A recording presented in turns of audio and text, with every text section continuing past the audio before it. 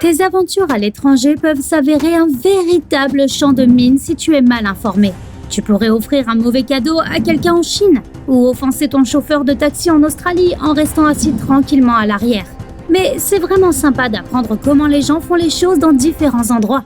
Au Japon, il n'y a généralement pas de nom pour les rues. La ville entière est divisée en blocs, chacun ayant un numéro. Cela peut sembler déroutant à première vue, mais il est en fait plus facile de trouver le bloc que tu cherches. Le même système existe en Corée.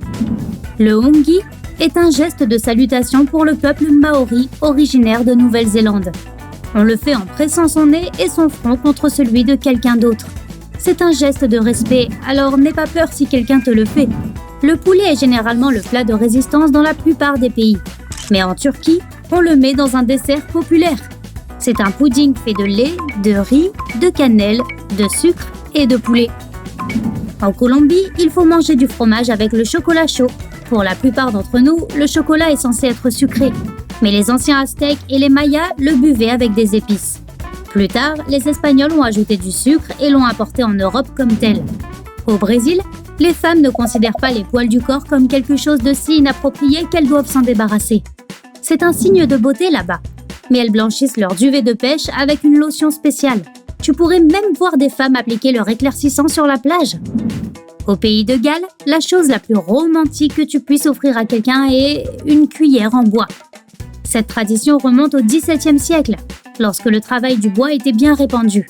Le donateur la sculpte pour montrer qu'il nourrira et subviendra toujours aux besoins de ses proches. Au lieu de demander quel est ton signe, ton rencard en Corée pourrait demander quel est ton groupe sanguin. Les gens là-bas croient que le groupe sanguin est fortement lié aux traits de la personnalité. Les A sont irresponsables mais têtus. Les B sont créatifs mais un peu égoïstes. Les O sont des leaders naturels qui peuvent être arrogants. Et le groupe AB est rationnel mais très critique. Fais attention lorsque tu choisis un cadeau pour ton ami canadien. Offrir des fleurs est un signe de forte affection et peut être interprété à tort comme une déclaration d'amour. Au lieu de se servir de leur index, les Malaisiens montrent du doigt avec leur pouce. Pointer du premier doigt est considéré comme offensant. Dans certains pays africains, c'est même réservé aux objets et non aux personnes. Au Nicaragua, les gens pointent les choses avec leurs lèvres. Ils le font pour indiquer quelque chose qui se passe à proximité, pas pour embrasser la personne ou la chose qu'ils montrent. Au Moyen-Orient, en Inde, au Sri Lanka et dans certaines régions d'Afrique, il est impoli d'utiliser sa main gauche pour saluer, échanger de l'argent et manger. C'est pourquoi il faut être prudent et essayer de toujours utiliser sa main droite.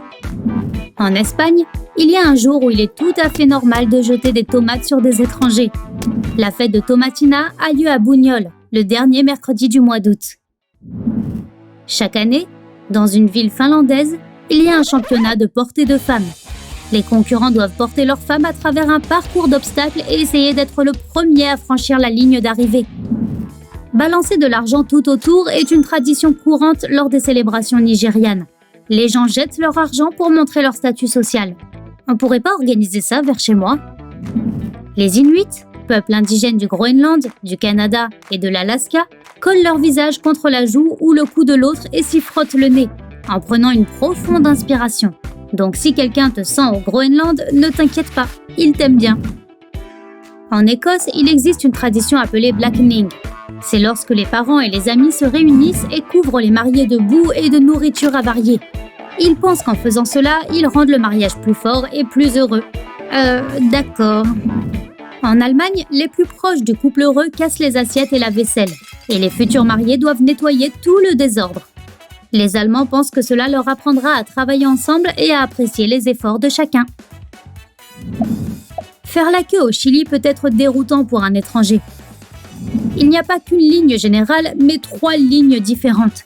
Dans la première, tu passes ta commande, dans la deuxième, tu paies, et dans la troisième, tu prends ce pourquoi tu es venu. À Lopburi, en Thaïlande, les habitants préparent une énorme fête pour les singes. Chaque année, 3 tonnes de fruits et légumes sont empilés afin que les animaux puissent profiter de la fête. Elle s'appelle, quoi d'autre? Le festival du buffet des singes. Dans un village des Philippines, les gens ont l'habitude de déplacer toute une maison vers un nouvel endroit. C'est une reconstitution de la façon dont les villageois vivaient autrefois. Ils y voient un gage de la mémoire de ce qu'est la communauté et de l'importance de s'entraider. Une étude a montré que 90% des passagers irlandais disent merci aux chauffeurs de bus. Cela devrait être une coutume normale dans le monde entier, tu ne penses pas? N'offre jamais d'horloge, de mouchoir ou de sandales de paille en Chine. Ces objets sont associés à la tristesse et tu ne seras pas remercié pour ton cadeau. Si tu es aux Pays-Bas, n'offre pas d'objets pointus en cadeau. Les couteaux, les ciseaux et autres objets similaires sont considérés comme des cadeaux porte-malheur pour quelqu'un. Autre chose à ne pas faire, saupoudrer du sel sur les aliments lorsque tu manges chez quelqu'un en Égypte. L'hôte pourrait se tromper et supposer que tu as trouvé sa nourriture infecte. Au Venezuela, il est impoli de venir à l'heure. C'est un signe d'avidité que de venir voir son ami au moment précis où cela a été organisé. Arrive un peu plus tard, 10 ou 15 minutes suffisent. Si tu es invité à un mariage ou à un dîner bolivien, ne commence jamais à parler de travail ou de contrat. Le faire alors que tu es censé faire la fête est un non catégorique. Si l'hôte en parle, alors c'est ok. Et comment peux-tu savoir si ta réunion d'affaires en Finlande a été un succès? Tu seras invité au sauna. C'est un lieu de détente et de discussion amicale, et seuls ceux en qui l'on a confiance y sont accueillis. En Norvège, il est très important de respecter les bonnes manières à table. Même les amuse-gueules comme les sandwichs et les pizzas doivent être mangés avec un couteau et une fourchette. Les Grecs n'ont pas leur propre petite souris ou fait des dents. Ils jettent leurs dents de lait sur le toit de leur maison. C'est censé apporter de la chance et des dents saines.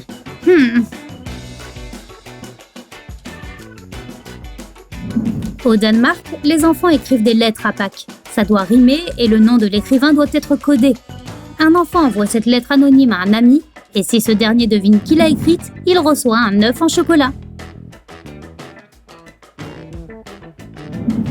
Le lundi mouillé est une tradition de Pâques polonaise amusante où tout le monde se vaporise d'eau. Tu peux même te faire réveiller par un seau d'eau versé sur toi si tu dors trop longtemps. Le lundi, les hommes trompent les filles et le mardi, les filles se vengent. La danse des chaussettes idiotes est une tradition canadienne de mariage. Les frères et sœurs non mariés des mariés exécutent cette danse. Et d'autres jettent de l'argent pour faire un don à la future vie commune des jeunes mariés. Si tu passes le nouvel an en Espagne, prépare-toi à manger un raisin pour chacun des 12 coups de minuit. Ils croient que cela mène à une année de chance et de prospérité, et que cela fait fuir les mauvais esprits. Oui, avec seulement 12 raisins, l'année sera réussie. Pas de conversation, pas de voyage et pas de loisirs. C'est la célébration du Nouvel An à Bali.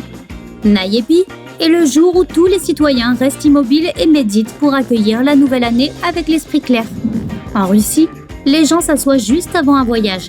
La personne qui quitte la maison peut aussi donner des pièces de monnaie à ceux qui les voient partir. C'est censé assurer le succès d'un voyage et le retour en toute sécurité. Si tu es au Japon et qu'un homme mystérieux en uniforme commence à te pousser dans le train avec tous les autres, ne t'inquiète pas, c'est tout à fait normal. Et ce mec ne fait que son travail. Son rôle est de bourrer le train en y poussant tous les passagers. En Australie, s'asseoir à l'arrière d'un taxi est assez snob. Quand tu es assis comme ça au lieu du siège du passager avant, tu t'éloignes du conducteur comme si tu valais mieux que lui. Oups!